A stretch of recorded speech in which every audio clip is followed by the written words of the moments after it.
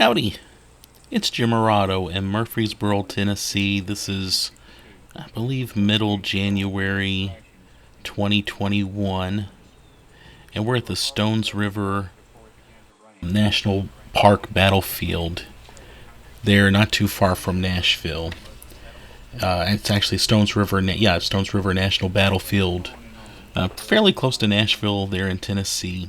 And we're driving away from the visitor center. We're about to do, they've got a six stop driving tour here.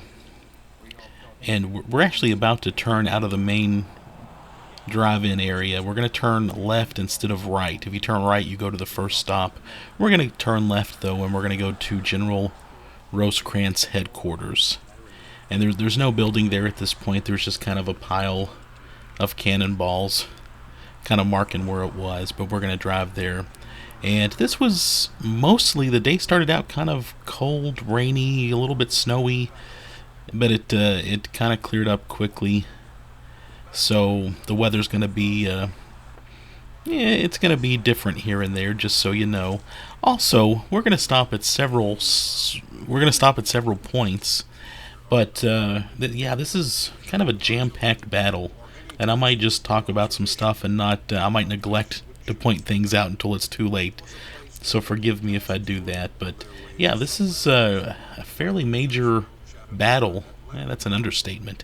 This is a very major battle of the Civil War that resulted in kind of a draw, really, but Rosecrans claimed victory. The Confederates left the battlefield, and it kind of went down as a Union victory that came at a good time for Lincoln.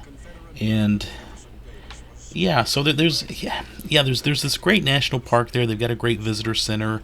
There's a 6-stop driving tour plus other sites you can see if you want to drive around some. But Murfreesboro is just a booming city outside of Nashville. And of course, real estate has value in an area like that. And yeah, it's kind of hard to do a lot of battlefield preservation here. So yeah, so you see a lot of houses, you see a lot of businesses. And yeah, there's where Rosecrans headquarters was. But yeah, it's a bit confusing, especially once you get away from the main first 5 stops of the 6 stops on this driving tour. Once you get into Murfreesboro a little bit, I mean, it's just a major town, and in some ways it's kind of hard to visualize the battle going on because of that. And this is just a big old chaotic battle, and to me, it's hard to visualize it anyway. To me, it's just, according to the notes, 81,000 people in a pretty crazy battle royal, between the Union and the Confederacy. This is stop number 1 on the tour. I wanted to point that out real quick. And according to the brochure they gave us at the visitor center, this is the eve of battle. And I'm reading directly from the brochure. On December 30th, after Rosecrans's Union army arrived at Murfreesboro, troops occupied this area along McFadden's Lane. Soldiers struggled to sleep in the freezing mud without campfires, knowing a major battle was imminent. For thousands, the night would be their last. So yeah, there's some walking trails through here and stuff. On this particular day, we've been here before. On this particular day, we mostly stayed in the car, though. I did get out to take a few pictures here and there, but we were mostly just doing a driving tour. We had a couple of hours and wanted to spend it here. I wanted to read a little more from the brochure they gave us at the visitor center, though, just to kind of set things up. Stones River National Battlefield preserves a small part of the original battlefield. You can reach points of interest on the self-guided auto tour. Numbered markers identify stops. Events are explained along short trails and on exhibits. Please use caution when crossing highways. Cell phone tour is at 585-797-0076. And when we were here a few years ago, they were selling a CD that you could listen to as you drove around, and we were we were listening to that again. I don't know if it's the same that they offer on the cell phone tour now or not, but it's about an hour long CD that we have. I think it's great though that you can just do a cell phone tour if you want. Anyway, the brochure continues. Go out the back door of the visitor center. Look across the field where Union and Confederate soldiers fought. Imagine opposing armies totaling 81,000 men battling to control Middle Tennessee at one of the Civil War's bloodiest encounters.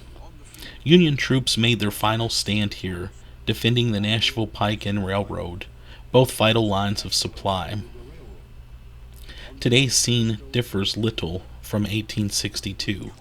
The railroad and pike are in the same place, and fields are now planted with native grasses between cedar and thickets.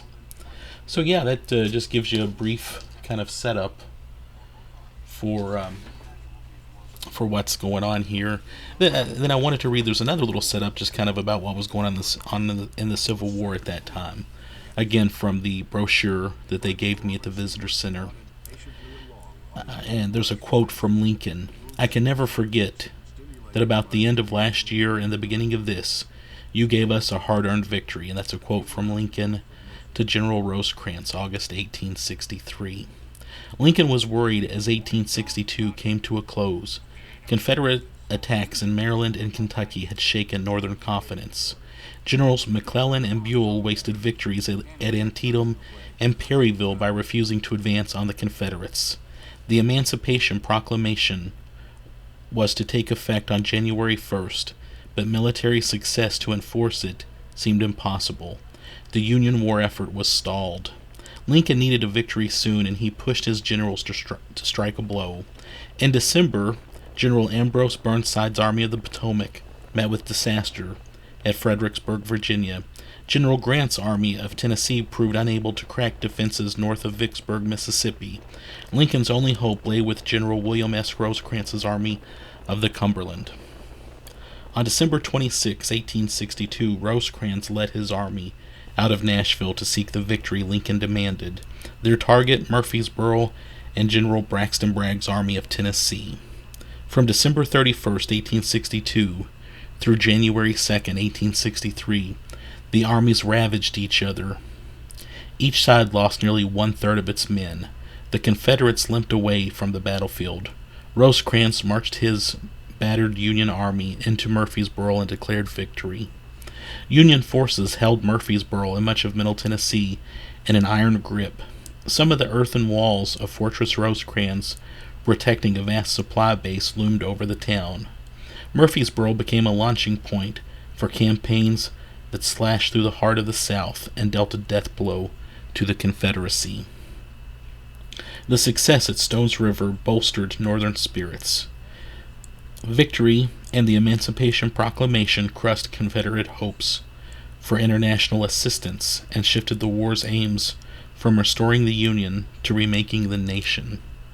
A relieved and grateful Lincoln thanked Rosecrans and his men for a hard-earned victory which, had there been a defeat instead, the nation could scarcely have lived over. And by the way, yeah, we're right here, right now. We are at the slaughter pen. This is stop number 2 on the driving tour, not too far from stop number 1. And this is the slaughter pen. And according to the brochure, Union soldiers fiercely defended their position here. Confederates launched attack after failed attack, causing heavy losses to both sides. Bodies piled up in the rocks, and blood soaked the ground. Union soldiers retreated, but the delay gave their army time to form a new line along the Nashville Pike. And there's a lot to talk about concerning the slaughter pen and the rest of the battle, but I wanted to give just a quick quote from a great book, Tennessee's Civil War Battlefields, A Guide to Their History and Preservation by Randy Bishop.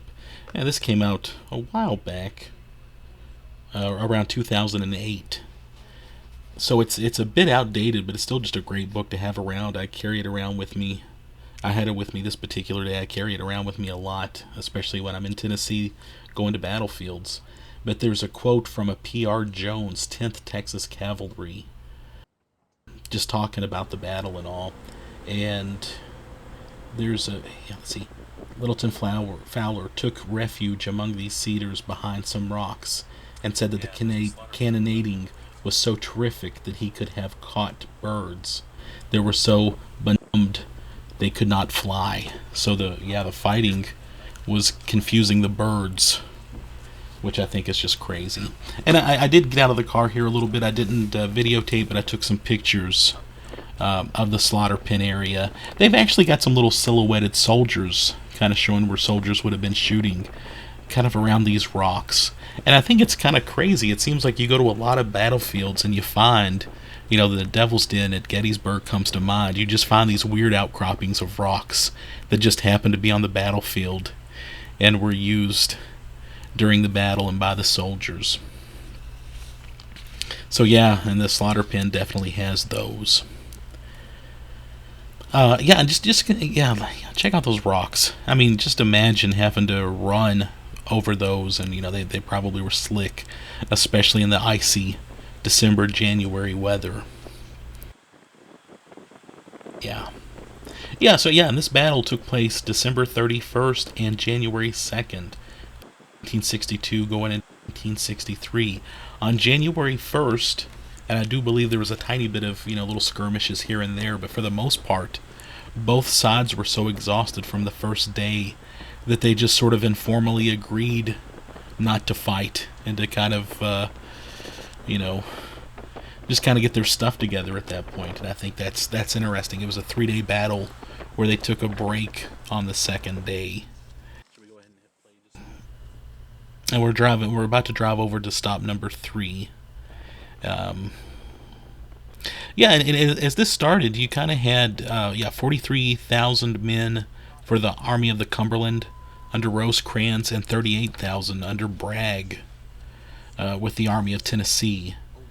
And Bragg was not popular, if you know anything about the Civil War. He just, I don't think anybody liked Bragg. And a lot of guys under him, even though the foot soldiers didn't care for him because he was rumored to ordered insubordinate soldiers shot. And a couple of guys under him at this particular battle are Leonidas Polk and John C. Breckinridge. And there are 2 presidential names if I've ever heard them. Leonidas Polk is the second cousin to President of the United States number 11. And, a couple of good Tennessee boys there. Polk was a preacher, kind of got promoted, very popular with his men. He didn't have a whole lot of success on the field, but I think he's one of the more just interesting characters in the Civil War. And so is John C. Breckinridge, former Vice President of the United States, siding with the Confederacy, leader of the Orphan Brigade. And that kind of comes up later too. Oh, check this out. I just, there's a deer back there. And this is what I love about national parks. Here we are we're on a battlefield, and we can see that deer back there. And I think there were a couple of them, but man, are they well camouflaged. They're just they're not wanting to be noticed. And we stopped and looked at them for a while. But that's one thing I love about you can go to a national park where a Civil War battle happened, and you're gonna see some cool deer and birds and that kind of thing. So Polk and Breckinridge would both butt heads with Bragg, especially towards the end of this battle. Bragg would order Breckinridge to basically attack some Union soldiers up a hill. Very, very bad position. Kind of a suicide mission. And Breckinridge would object, but being the good leader he was, he'd still follow his orders to the loss of a good chunk of the Orphan Brigade. And we're at stop number 3 on the driving tour. I wanted to point that out. The Cotton Field. On December 31st, Union troops established a defense line along the Nashville Pike. Pursuing Confederates entering the cotton field were greeted by cannon fire. A Texan recalled, "The artillery opened up on us, and it seemed that the heavens and earth were coming together. At dark, both sides dug in for the night. Rosecrans' army had been pushed back 3 miles, but the Confederates had failed to capture the pike." Yeah, and also when this battle started, the night before you had the Union Army camping out about a half a mile from the Confederates. Looks like the Confederates attacked first and really kind of surprised the Union soldiers, some of whom were in bed and making coffee at the time. And there's stories about that. And of course, let me correct myself. They weren't in bed. They were, sleeping, probably in their little tents or whatever blankets they may have had. Yeah, before the war, Joseph Wheeler, the Confederate Army, was attacking the rear of Rosecrans' uh, group and caused quite a bit of damage leading up to the battle.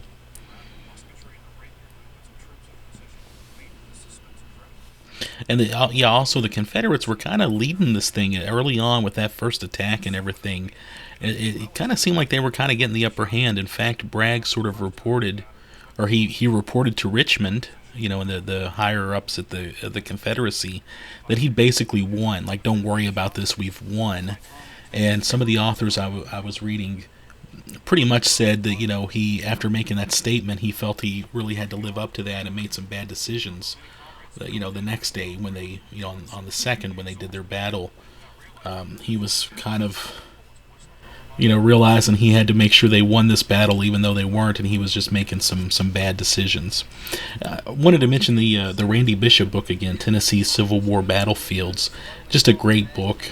If you're visiting Tennessee battlefields, well over nearly 400 pages, and he talks about the battle. Then he talks about what you see when you visit those battlefields, and he also talks about preservation and how, Murfreesboro, this is a great example of an area where there have been preservation issues.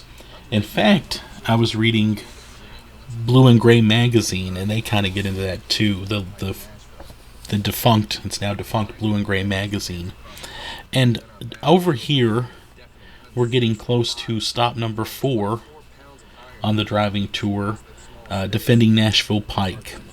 Thousands of retreating Union troops burst from the cedars in front of these cannon, followed by Confederates. The Chicago Board of Trade Battery sprang to action as the Pioneer Brigade poured volley after volley into the gray ranks. Canister charges forced the Confederates back to the cedars. So yeah, that's stop number 4 with those gorgeous cannons there. And I wanted to read just a little bit from a sign right there, kind of interpreting the battle there from the Pioneer Brigade. On came the sounds of battle. Struggling bluecoats, falling back, came into view through the trees. They were loading and firing as they retired. They passed over our line and laid down behind it. The order, battalions rise up, came like an electric shock. The brigade was by some mischance short of ammunition. Some companies had not more than 20 rounds. The Confederates were near at hand. Suddenly their line seemed to burst through the thicket just in front. Commence firing, and our volleys were fired into them. Men were dropping here and there, and others filled the vacant places. And that's Henry Freeman, Orderly Sergeant, 3rd Battalion, Pioneer Brigade. In the Army of the Cumberland, a brigade of pioneers handled all of the Army's picks, shovels, and axe work for building roads and bridges. Officers picked 2 men from every company of every regiment in the Army for the duty. Many of the men who lined up to fight here on that knoll had been carpenters or miners in the civilian life. What they had never done before was train to fight as a unit. Their leaders did not know if they would stand and fight or break and run. The battle line of untried road builders held fast and stopped the massive Confederate assault. And we're now over in the cemetery. Yeah, and there's another sign right here too I wanted to read. The Stones River National Cemetery. This precious dust. When the Battle of Stones River ended on January 2nd, 1863, over 3,000 Union and Confederate soldiers lay dead. Most were buried in hastily prepared graves on the battlefield. In October 1865, soldiers from the 111th United States Colored Infantry began the arduous and gruesome task of disinterring the bodies of the Union soldiers and reburying them here and newly opened Stones River National Cemetery. By April 1866, what Chaplain William Earnshaw called the precious dust of over 6,000 Union soldiers had been brought here for reburial. Included were not only soldiers killed at Stones River, but others who had died elsewhere in Middle Tennessee. Of the 2,562 are known. The Confederate dead not eligible for burial in national cemeteries were taken to their hometowns or to public cemeteries in nearby Murfreesboro.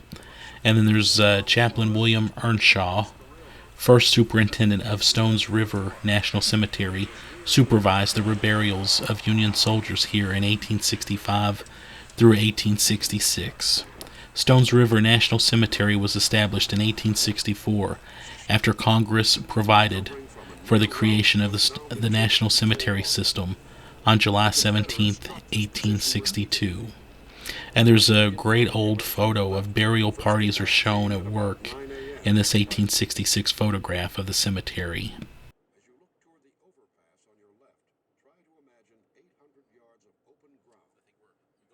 So, yeah, I wanted to mention that. And right now, we are at stop number 5, Round Forest.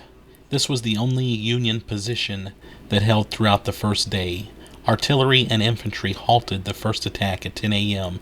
and beat back 3 more as the day wore on. By dusk, the fields of Hell's Half-Acre were covered with Confederate dead and wounded.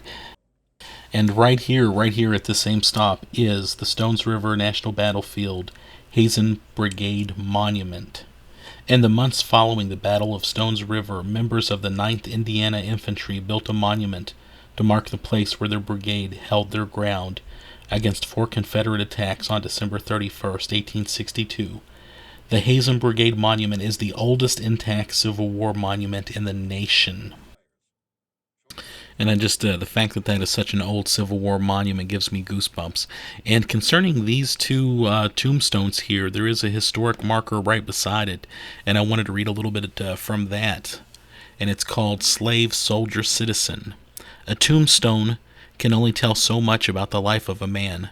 From the shape and standard design of the markers you see ahead, you can tell that 2 veterans of the United States military lie here in graves just outside the wall of the Hazen Brigade Monument, but other details and documentation about the lives of William Holland and his grandson, William Harlan, are missing.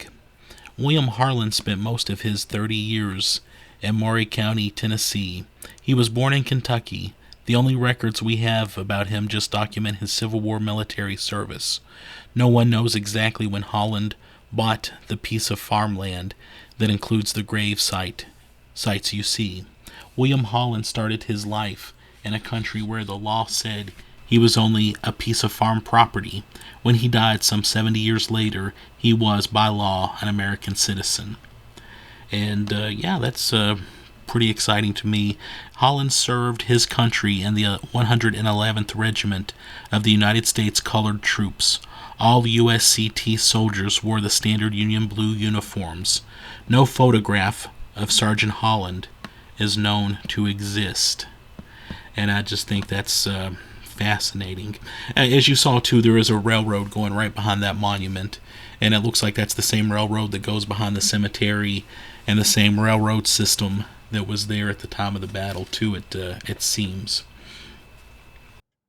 Yeah, and I wanted to get back. Right now we're driving to stop number 6, which is slightly further out, a little bit more inconvenient to get to than the other 5 stops, but it's still pretty easy to get to, in a nice little area like this.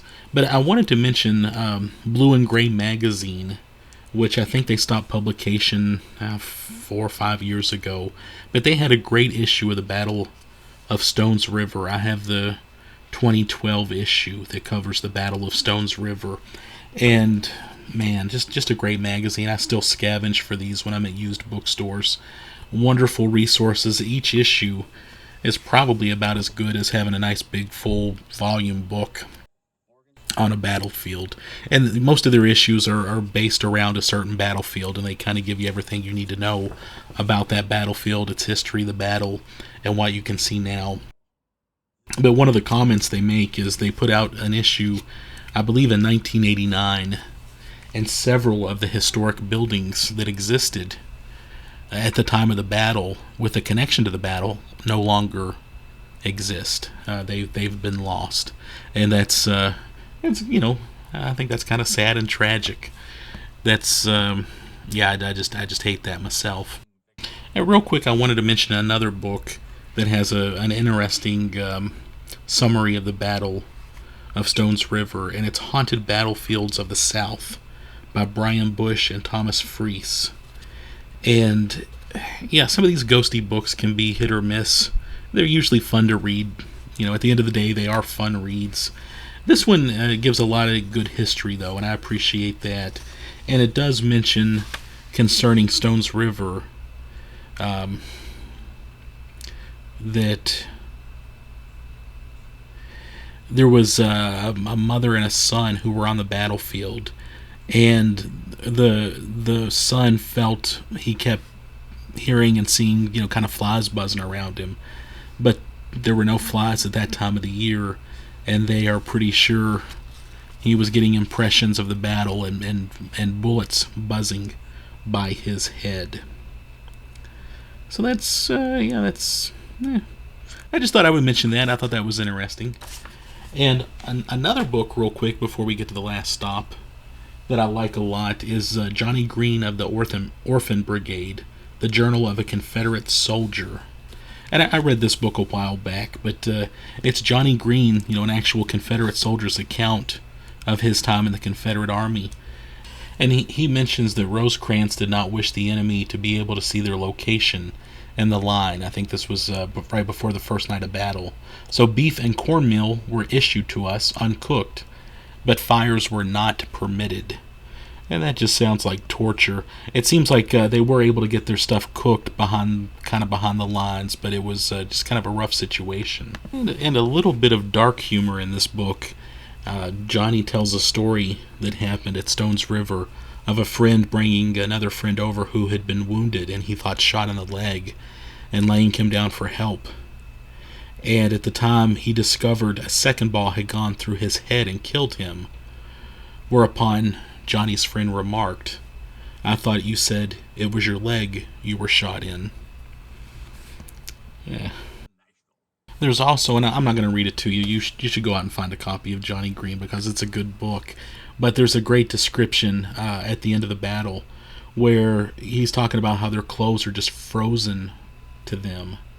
And, the soldiers are starting fires, kind of almost not caring if the other side sees them. And they, the Yankees and the Confederates fire at each other, but then they kind of just give up because there's no satisfaction. Everybody's just miserable. And it's just a miserable situation. But yeah, that's just a great book. I wanted to mention those volumes before this video ends. And speaking of ending, we're coming right up to McFadden Farm, and this is stop number 6. Let me go ahead and just read you what the brochure says. Union soldiers hid behind stone and rail breastworks as men fled across river chased by Confederates. Union cannon firing from above McFadden's Ford halted the Confederates with shot, shell, and canister, killing and wounding over 1,800 men in less than an hour.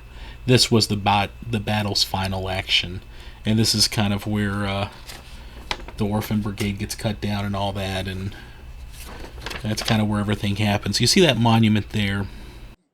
Yeah, just Jim Lewis wrote about that in the Blue and Gray that I mentioned, and I just wanted to give a little bit of what he has to say about that particular monument. I thought it was fascinating.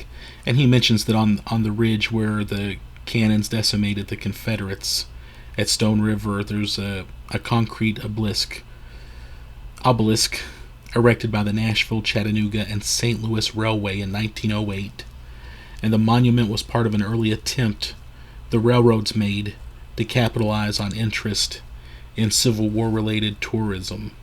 And over the years, park employees have referred to this as the Mendenhall Monument or the Artillery Monument. And those titles make sense, Mr. Lewis says, until you kind of think about it. Was that monument made to honor Union guns that forged a victory, or the brave Confederates who died in a hell of cannon fire. And the president of the railroad during the war was a keen supporter of the United Confederate Veterans. And by the way, I put up some more pictures there, kind of around the area, just so you can see a little more of it. Yeah, it's kind of vague, but basically it's saying that the railroads put it there, just kind of to say, hey, there's a monument to that battle, but they were kind of vague about exactly what they were memorializing, which side. So yeah, and also the railway actually gave out books about the Civil War battles and where the monuments were for people just to check out. And this little marker here I thought was really interesting. It really paints a vivid picture, especially when you look at those cannon and that obelisk. And I'll read it to you. It says, "The sound judgment of Major John Mendenhall, my chief of artillery, enabled me to open 58 guns almost simultaneously, turning a dashing rebel charge into a sudden retreat en route, in which the enemy lost 1,800 men in a few moments. The very forest seemed to fall, and not a Confederate reached the river. Thomas Crittenden, Major General commanding the left wing. We opened a lively fire and soon stopped the butternuts, who in turn fled, throwing away everything that impeded their flight. The dead rebels lay so thick upon the ground that we could not draw the cannon across the field until the bodies had been removed, allowing us a path. John Norse, Private, Chicago Board of Trade, Independent Battery." And yeah, it goes on to mention, imagine a line of cannon stretching south from here the length of 7 football fields, end to end. Amassing so much artillery power in one place was extremely rare in the Civil War. Veterans of the fight for McFadden's Ford never forgot this sight. And I think that is just heavy. And yeah, I mean, you can kind of see the sloping area and where it kind of slopes down and all. It's yeah, it's something. I mean, this area to me, I kind of get a real feel of what happened here. It's easy to kind of get that mental picture in your head of what happened. And there were a couple of very human stories that I just wanted to make sure I mention while mentioning the Battle of Stones River that I think make this even more human than 81,000 guys. Think about that. That's a pretty full football stadium. That's a major football stadium, close to full or full in a lot of big cities. That's a lot of people, and it's hard. That's why I like the Johnny Green book. It gives a little more of a personal description of what happened here. But a couple more things I wanted to mention early on in the battle, as the two armies were camped out very close to each other, kind of preparing for the fight the next day. The bands from each army were playing songs, kind of in a dueling, musical situation. I'm sure there was Yankee Doodle and all that good stuff, and of course Dixie, and they're playing back and forth. And then one of the bands started playing Home Sweet Home, and then pretty much everybody from both armies joined in on that one. And it's it's a neat story that every book about Stones River mentions that one. And another story that gets mentioned quite a bit, and I'm again gonna go from the Randy Bishop book. It involves a very tragic and graphic death, and it talks about Rosecrans' chief of staff, Colonel Julius P. Garish, accompanied the general personally in the battlefield. Standing at Rosecrans' side, Garish was decapitated when a cannonball hit his head. Bishop talks about how blood and brain fragments hit Rosecrans' coat, in a somber moment for the general who had heard the ball pass his own head moments before. Oh, and actually, now that I think about it, I should have probably ended with that home sweet home story and not the decapitation story. Sorry about that. But let me end this video on just a happy little high note and make a recommendation if you go visit the Stones River battlefield. Just a couple miles away, it's really close and probably not even that far, is Just Love Coffee. The place is called Just Love Coffee. Look how cozy that coffee shop looks. Yeah, it's nice, and they got a little area where you can kind of watch them doing their thing too. I love this place. They got good coffee too, and we stopped there a couple of other times when we were in the area, and I like what they're doing, and it's a good, nice local coffee place.